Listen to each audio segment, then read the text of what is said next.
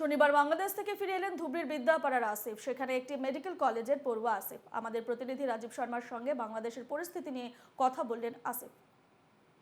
এই মুহূর্তে ধুবড়ীর বিদ্যাপাড়া অঞ্চলে আছি। বিদ্যাপাড়ার আসিফ ইনি কিছুদিন পূর্বেই দেশেই ছিল, বাংলাদেশে অধ্যয়ন করছে, মেডিকেলের স্টুডেন্ট। আর এই মুহূর্তে কিছুক্ষণ পূর্বে উনি কিন্তু নিজের ঘরে এসে পৌঁছেছেন। আমি আসিফের কাছে যাব। আসিফ, কী পরিস্থিতি ছিল তোমরা যখন ওখান থেকে বের হয়ে আছো? আমরা যখন প্রথমে ওখানে ছিলাম, তো আমি যে মেডিকেলে থাকি ওই মেডিকেলে এখন পর্যন্ত কিছু প্রবলেম হয় নাই।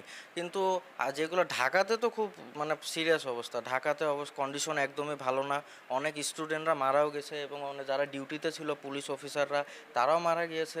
তো এইসব দেখার পর আমরা যেগুলো কলেজে ইন্ডিয়ান স্টুডেন্ট ছিলাম, তো আমরা সবাই ডিসকাস করলাম যে যেহেতু কন্ডিশন খুবই খারাপ, তো এখানে না থাকাই বেটার।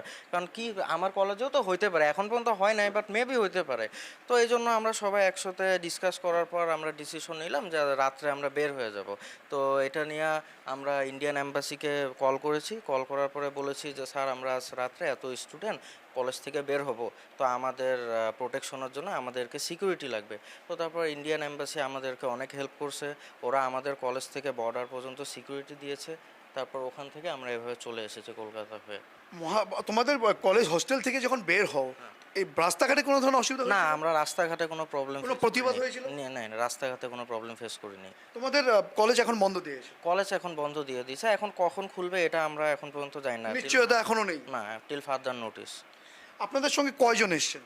আমরা 60-70 অ্যাপ্রক্সিমেটলি। ধুবড়িরই? না, ধুবড়ির না, অনেক জায়গারই আছে। লোয়ার আসামের বিশেষ করে। আর কতজন এখনো, তোমার মধ্যে কতজন এখনো আবদ্ধ হয়েছেন? কলেজে 10-15 জন হবে মেবি, আমি এক্সাক্ট বলতে পারি না।